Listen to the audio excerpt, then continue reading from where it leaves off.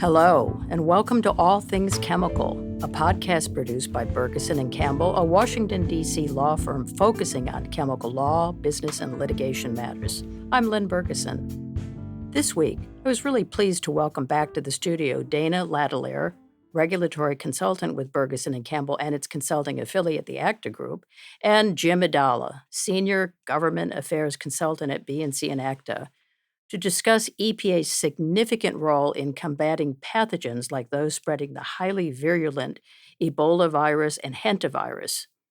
Both Dana and Jim have extensive experience in how EPA deploys its authority under the Federal Insecticide, Fungicide, and Rodenticide Act to protect the public's health from these and other deadly pathogens.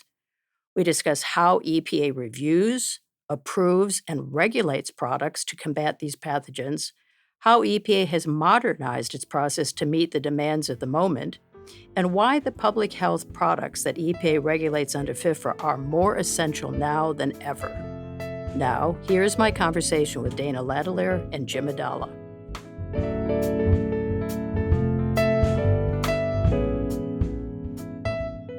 Dana, welcome to the studio, and Jim, welcome back. I'm delighted you're both here today. I'm glad to be here. Having me. Yeah, for both of us. Excellent. Well, it was fortuitous. I picked up my New Yorker yesterday and read a very interesting and, I'm sorry to say, kind of scary article in the June 1st edition titled Breeding Ground. The climate is changing. Microbes are evolving. Are we ready? ? It seemed like an appropriate topic to kick off our conversation. Microbes are resilient. Some of climate change's greatest threats apparently come not from warm places heating up, but from cold places defrosting, releasing viruses hundreds of thousands of years old, unleashing all kinds of potential illness and virus into the environment. I tell you, it read like a script from The Last of Us. Yeah, really, this stuff is not easy reading. There are lots of new theories about adaptability of microbes that infect humans, which include mostly viruses and bacteria, but who knew?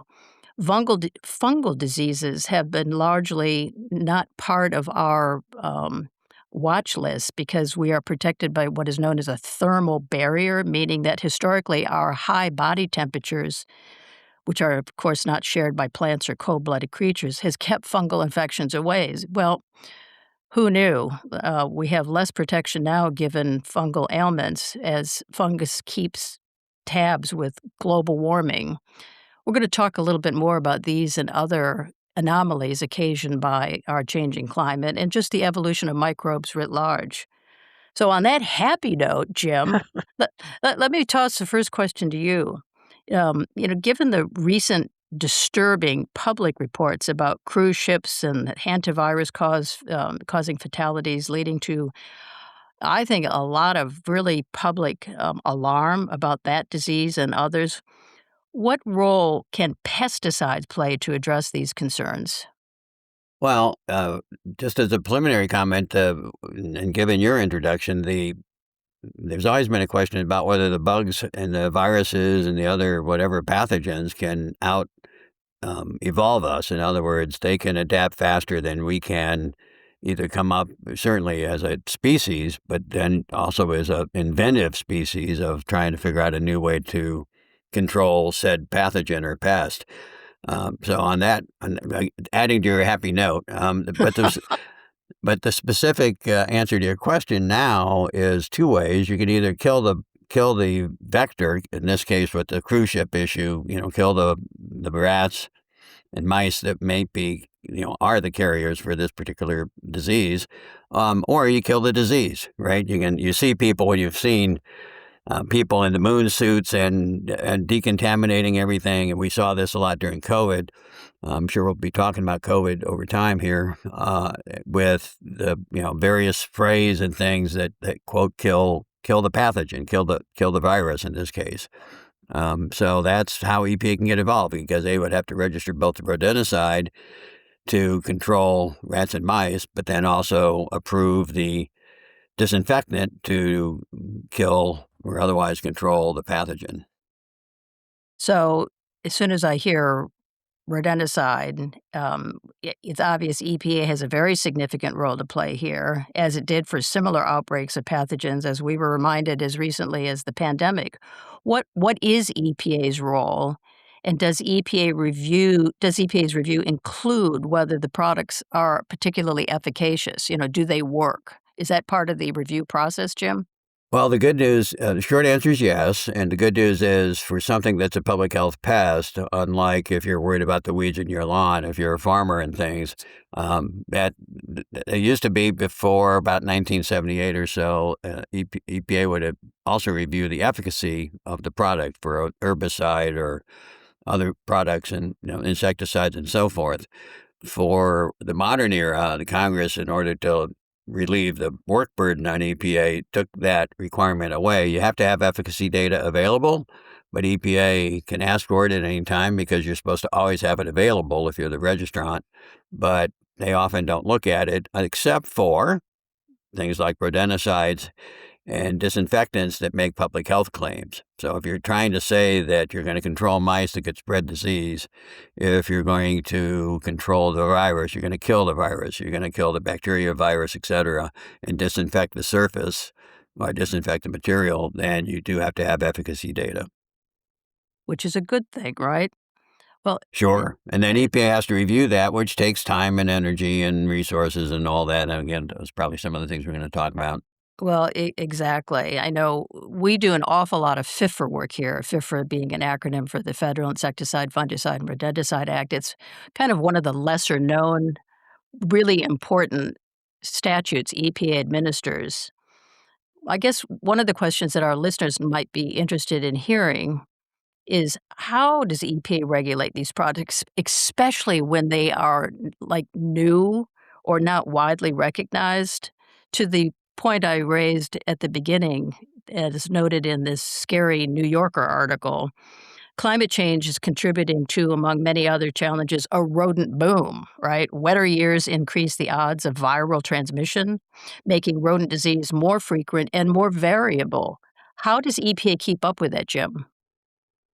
Well, carefully, to say the least, but then and basically they have had experience with new and emerging pathogens, or something we didn't expect, or something that evolved to be more dangerous than what we had thought before, a new species or strain or whatever the right zoological words are and things. And so they do have some experience with new, quote unquote, new pathogens. And especially during COVID, this was, very much literally and figuratively in demand by the public and even by applicants then submitting registration applications. So when there's a new outbreak or some kind of new exposure that's a whole different vector, it may have been out there, as you just said, maybe in the permafrost, it's been there, but since weren't too many humans back in the era of the dinosaurs and things, or even whatever small mammals, I'm not trying to get into other streaming shows, but the issue of just generally that these things can pop up, at least in so far as our experience. EPA is familiar with that. One of the ones that I remember the most from years ago, let alone COVID, which has, of course, really been a current template. And I think Dana can talk about that one in a second. But I just remember when the anthrax contamination of the Senate, somebody sent anthrax spores to a few senators, number one, but that also meant that all the trail where those letters went through were contaminated facilities, and EPA got very involved in that at the time, 20 years ago or so, and 20 years ago plus, if I recall correctly.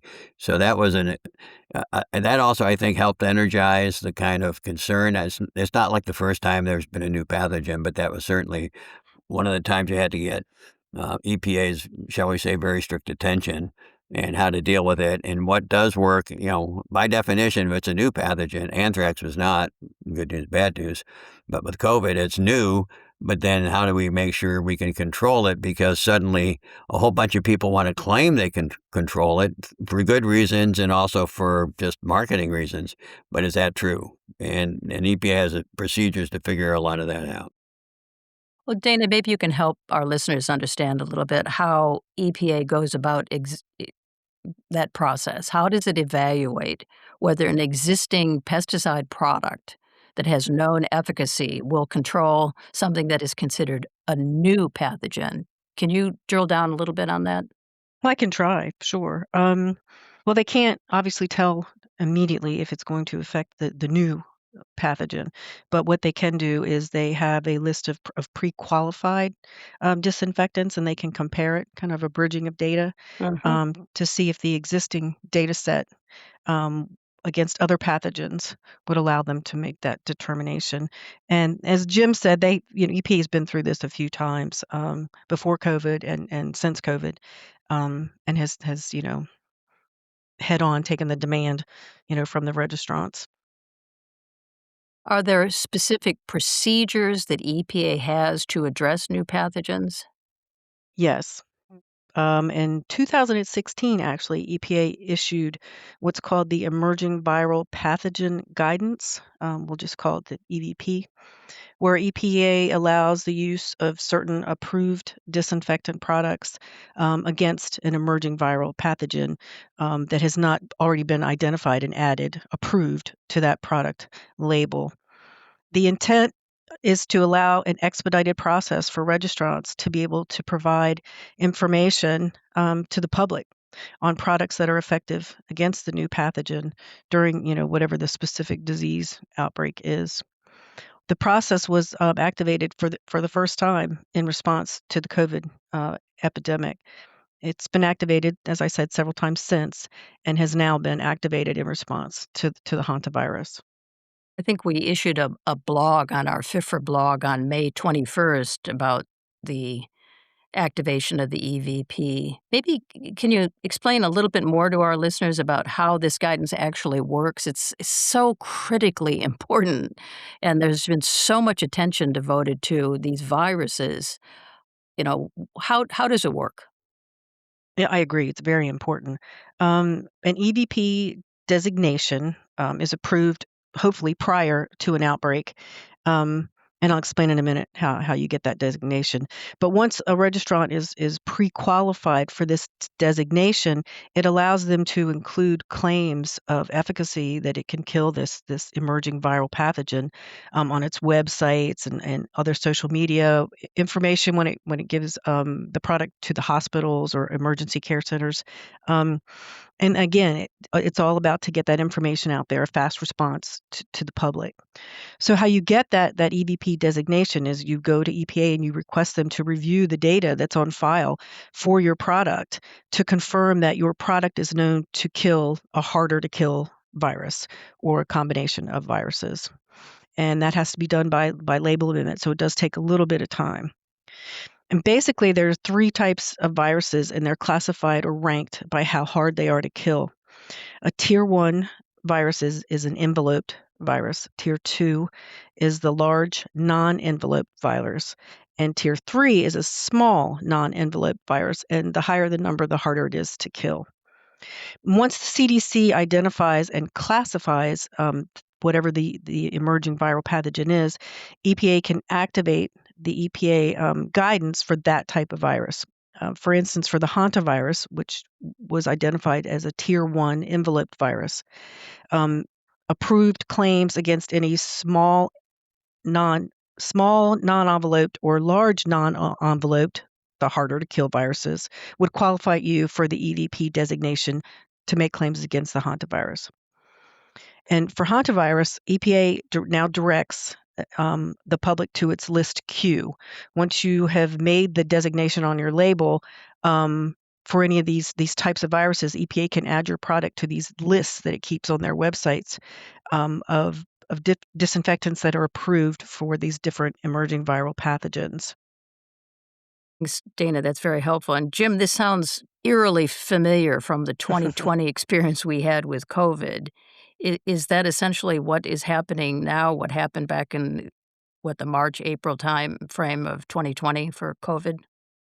And sure, essentially in parallel to everything that Dana just said, about, okay, you're a tier 1 envelope, look on list Q. Well, everybody knows that. But anyway, but meantime, within the industry, people have this concern. CDC has the concern. EPA has the concerns and has developed this policy. What I found interesting when I first learned about all this in terms of COVID was it this policy was put out in 2016. So whether EPA was playing Karnak again, I'm showing my age. It's prescient, On right? yeah, prescient. But anyway, I can pronounce Karnak better than I can pronounce prescient. That's the problem. But anyway, um, COVID did see a lot of submissions coming in, and it overwhelmed EPA. Not insofar as it they all up and quit. And obviously, people, if you remember the earliest days of COVID, people weren't going to work. You weren't moving around. You put your Amazon packages in the garage for 3 days and only opened them up with rubber gloves and a mask on. Literally, I just remember all that, and so everyone was clamoring for products to try and do something about it. Spray your mail, spray food or anything that came from outside your home, et cetera, to try and make sure you didn't get exposed to COVID at the time till we had a better handle on everything. And so those the submissions came in the antimicrobial division of EPA, where these would be reviewed, just literally and figuratively worked overtime, worked quite hard, nights, weekends, et cetera, and to try and figure out what products, what these kind of policies would apply to. In other words, what products would work, what products, shall we say, couldn't make the claim because a whole bunch of people wanted to. It's interesting, Dana. I don't know if you've ever heard over time, or Lynn, if for some reason that what percentage of products were not approved because they didn't meet the criterion. I've never heard that number, but that would No, be sort of nor an have I. interesting question back to EPA someday. But uh, obviously some products didn't work, even though everyone wanted to make this claim, and AD and the staff at EPA were, working mightily and furiously to try and keep up to the load of submissions that came in. I think EPA worked very hard and was absolutely overwhelmed with applications because people legitimately saw not only a need, but a business opportunity, perhaps not fully appreciating all of the procedures and process and science showings that any type of pesticide registration application requires, but we were overwhelmed too. I mean, we had sent all of our people home, in early 2020, and through much of 2021, people continued to work remotely. But it was a super busy time. How did EPA adapt? Did they change processes or bring on new staff or just adapt in the moment? Jim, do you have any sense of that?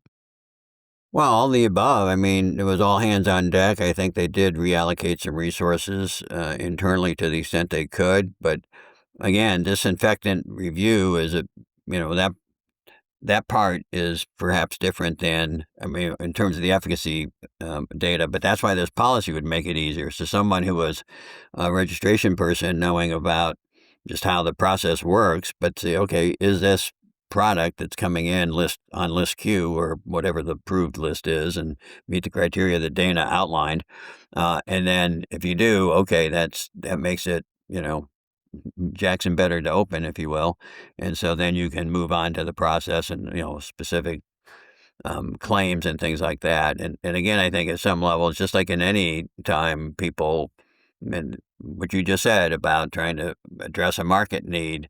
Do I don't know if I can make that one yet. I remember one of the things that came up for our clients, and as well as anybody, and looking at this issue, was how do you establish um, the efficacy for something that's a little more than straightforward about, disinfecting a surface. A hard, non-porous surface is one of the terms of art, right? And Right. so, but they wanted to be able to, well, people want to disinfect a whole bunch of stuff, and how do you make sure that that might work? And that was a major issue for people wanting to just, literally, I'm just going to use the word spray, really meaning just apply, airplanes and hospital rooms and just, anything. Again, especially in the earliest days of not knowing how transmission was, readily happening and all that. So it was, it was not only people pursuing a market opportunity, it was also a public demand.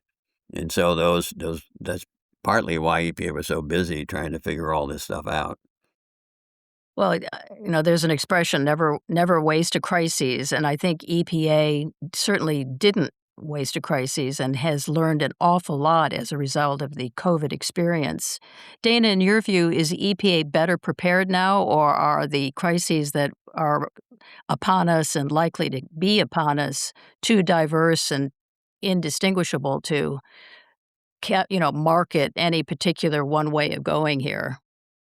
No, I think they're much better prepared. I think they learned quite a bit from the COVID experience. And to add on to what Jim was saying about the changes in staffing, I know that they moved people all around in the antimicrobials division. And one thing that was important and was they had this screening set up that was not part of the normal process for submission coming in, where they were just weeding through all of the different submissions that just did not meet their criteria at all, for submission.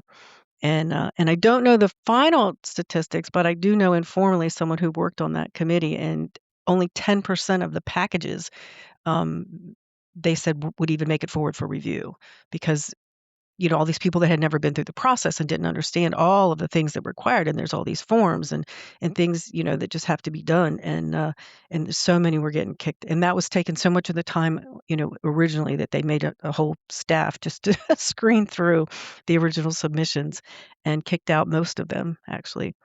So yeah, they learned a lot from that, and also for that they limited.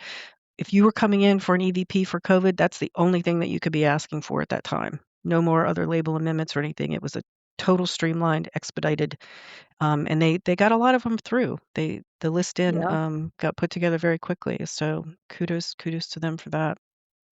Well, And hopefully we won't go through something that extreme again. Um, well, now I that the I think we process can is in count place. on it, right? I mean, the process is greatly improved, and Hmm. kudos to EPA for being as market ready as it proved to be during COVID.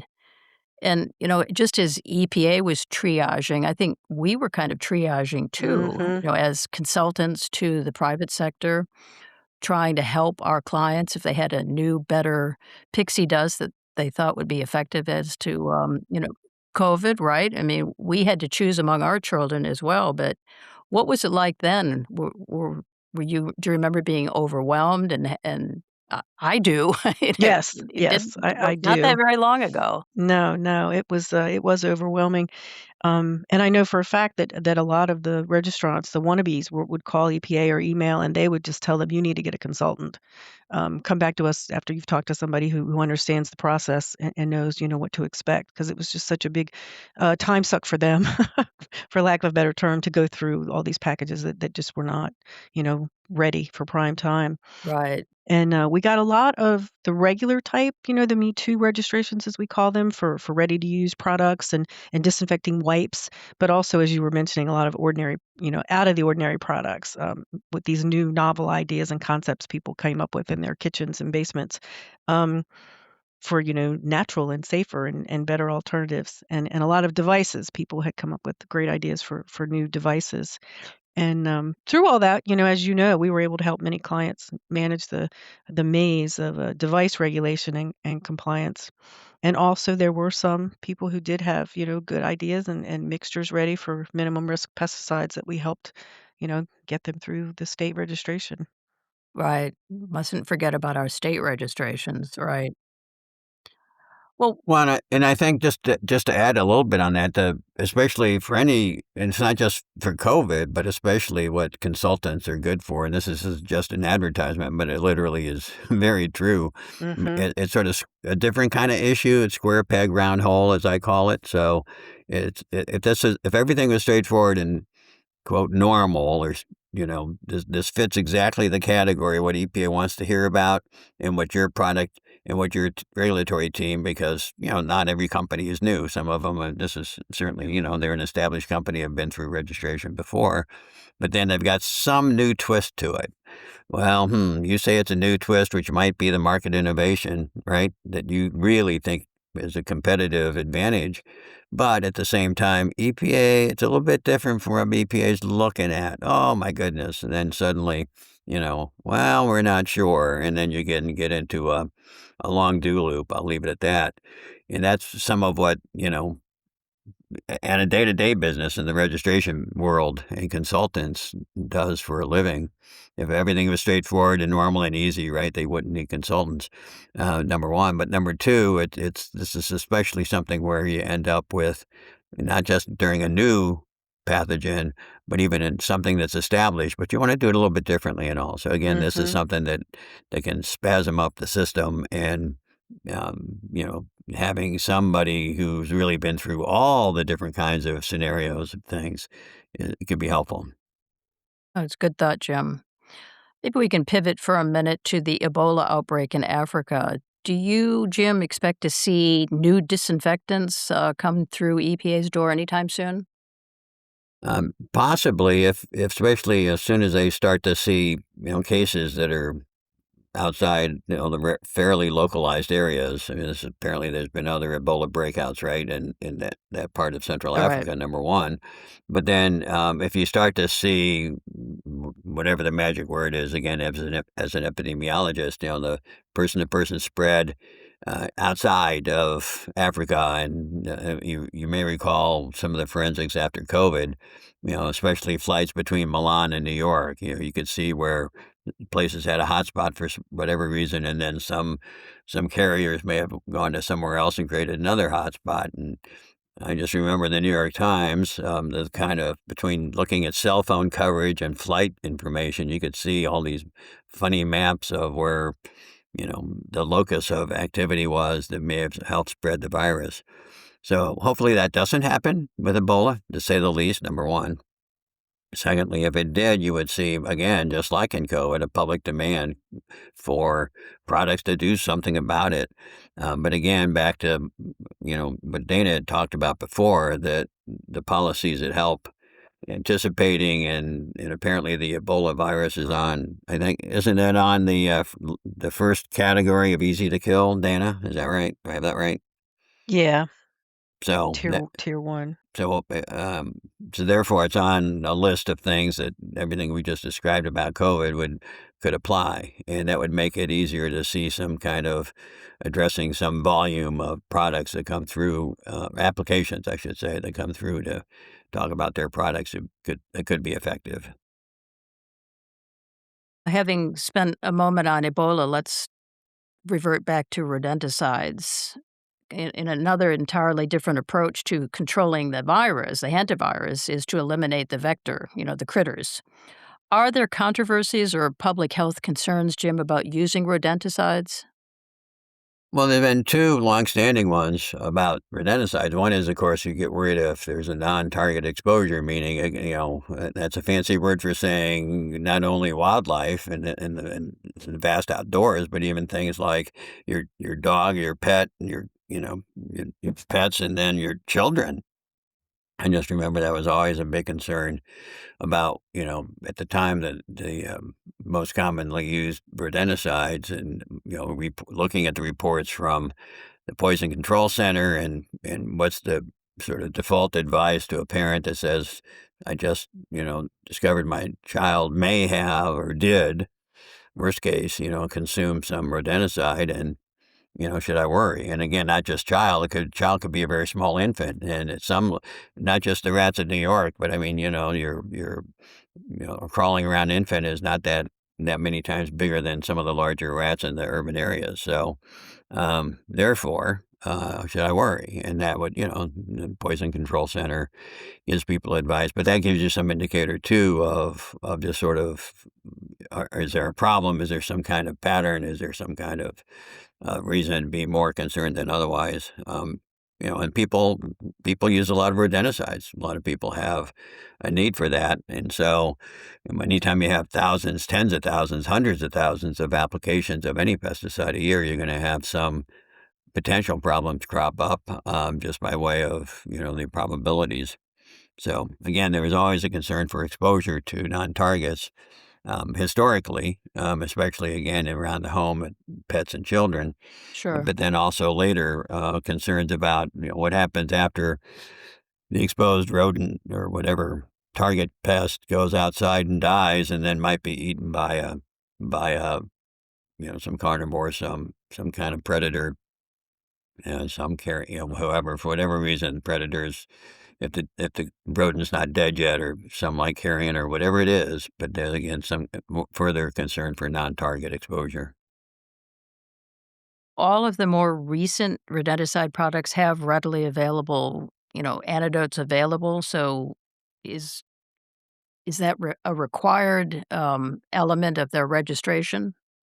Well, there's no requirement, and it's actually become more of a problem because again, back to one of the things we talked about earlier, if you use the same material on the same species and I just described hundreds of thousands of applications, you increase the probability of some kind of resistance to that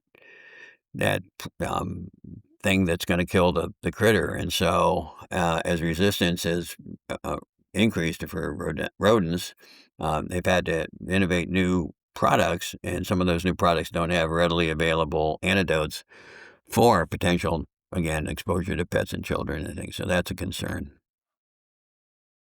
How has the EPA and perhaps the registrant community writ large modified the evolution of rodenticide products to avoid these problems? Well, the major thing, again, just like one of the major ways to avoid a problem is to either have it be engineered to be as safe as it can be, and reduce injuries. The other one is to prevent exposure to anything that you think might be a hazard. So, in this case of rodenticides, what you'll see is bait boxes, even little bait boxes. Many of us have seen anytime you're walking around a commercial building, or especially around restaurants. See these larger rat boxes. They look like about not quite the size of a shoebox with a big hole on one side, and the rodent can go in and then consume the bait. And that way, it's in fact one of the requirements of EPA is, for example, it has to be, if I remember correctly, they may have changed this some, but it has to be horse proof, that a horse could be stomping on the thing in a barn, in the bait box.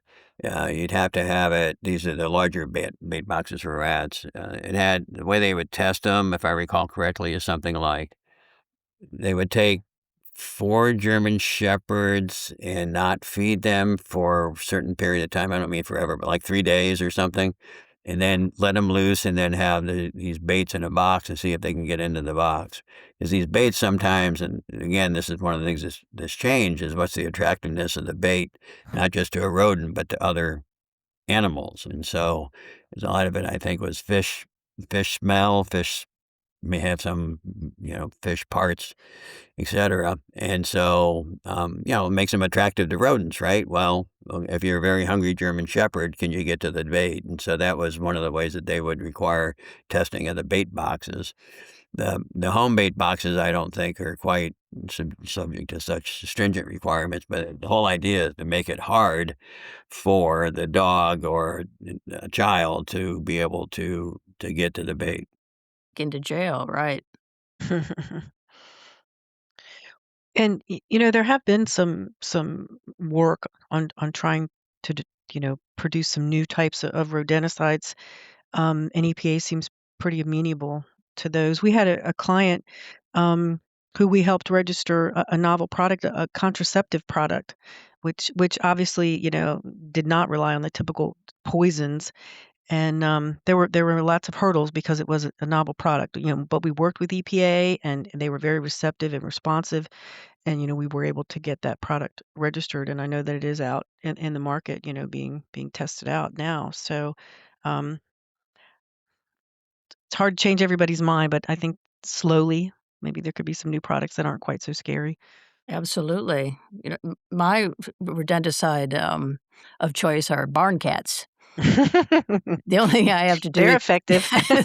they're very effective, they're kinda cute, and I have to feed them, though, And they're not registered, and they're by not the way. registered. So my count. That's right, but they sure do get those barn mice. Are there other issues, Jim, that our audience may be interested in hearing about? Endangered species comes to mind, given how much time you spend on that area.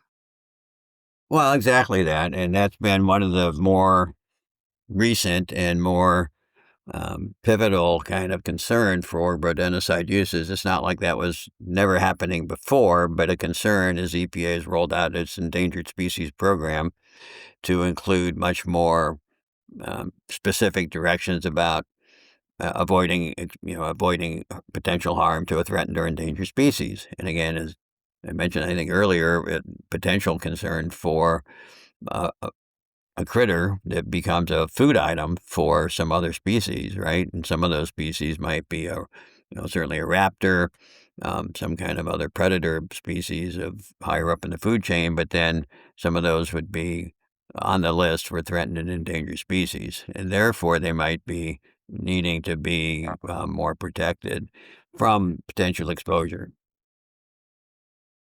Got it. Last question, and this is for either of you. Perhaps you have something to contribute here, but I'm wondering, a lot of FIFRA deals with special circumstances or special needs. Would rodent control to address the hantavirus need or get special consideration by EPA for any particular reason under FIFRA?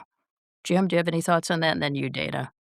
Well, just generally, EPA has authority under FIFRA to deal with new and sudden things. So everything from the potato virus, they can wipe out the potato crop overnight. I remember one time we had a application when it was literally, if we don't get an answer in the next 3 days, forget about it, because the entire crop of whatever growing area will be destroyed. I mean, lost, not destroyed, but lost from the fungus infection at the time.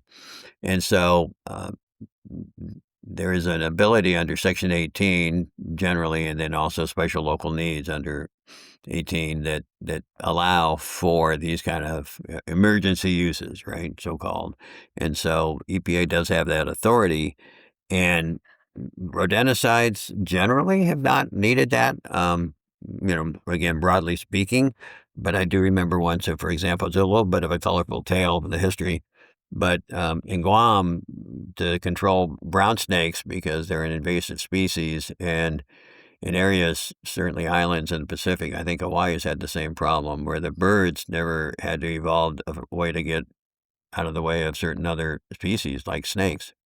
Um, and so birds nesting on the ground lose a lot of their eggs. Well, if birds lose all their eggs, so you don't have the next generation of birds.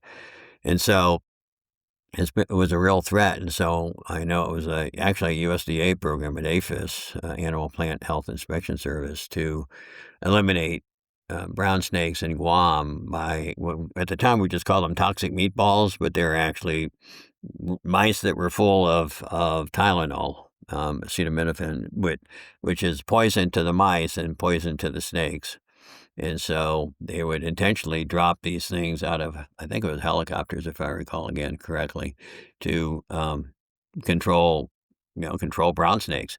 So again, rodenticides, and that was a special, the Guam, part of a U.S. territory, and so forth, was subject to FIFRA requirements, and so it had to get a Section 18 for that, and it was approved, and apparently worked. So good for Guam, bad for the snakes, and so. That was just the kind of thing that EPA is prepared to be able to do, and that would apply to a viral thing, a viral control mechanism, besides everything Dana's talked about with the lists and whether they're an easy to kill or whatever. But if something really came up and happened, FIFRA does have that authority to deal with, quote, an emergency. And sometimes they can be, they don't, they tend to take a little bit of time to react to, but sometimes you need to react so quickly. It has to be done, in very short order. And the EPA generally has been able to find a way to accommodate that. And And I know anything to add? there are issues at the state level too. What's going on in Idaho right now? I think it's in Boise. They have a terrible rat infestation all of a sudden Ew. due to all of the their drainage and the water pipes they have. There's just so much water, and they just love it. And this is a new thing because of the environmental changes, and they don't have anything in place to they no one government agency, government office there handles this type of thing. So they're all screaming at each other This is Fixes, right. my interpretation of a quick article I read. Yeah, to help, and obviously maybe some of these things could help the Section 18s or the special local needs if they just knew who should start that process. So, Well, and another example is after a hurricane. It's usually That's right. a Right. big hatch of mosquitoes, and you have to worry about that just generally as not just a nuisance, but as a disease vector. And that sometimes is needed EPA to act to allow a use, that otherwise might not be on the label, or to use other products, or there may be a shortage of the approved uses. Therefore, other products that mhm. might help address this. Suddenly the entire southern, three of the southern states are pretty much affected by some hurricane that just came through, and they need that emergency use, and they need it now. Again, it needs to be a rather rapid decision making process. Well, Dana and Jim, I wanna thank you for this really fascinating conversation about FIFRA, Hantavirus, and EPA's really important role in addressing public health.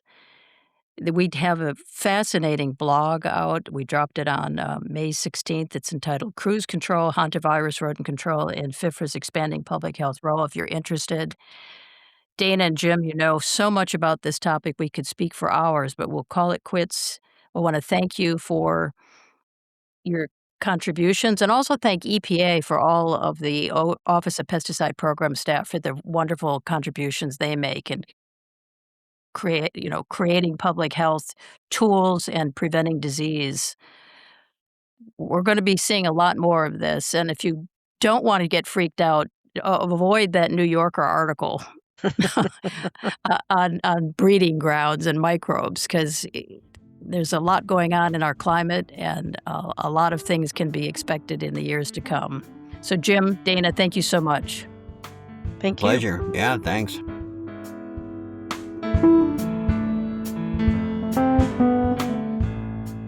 My thanks again to Dana and Jim for speaking with me today about EPA's essential role in regulating public health pathogens. EPA is doing a great job, and its institutional expertise is needed more now than ever. All Things Chemical is produced by Jackson Bierfeld of Bierfeld Audio, LLC. We will be back again soon to further inform and entertain you about all things chemical. Bye-bye.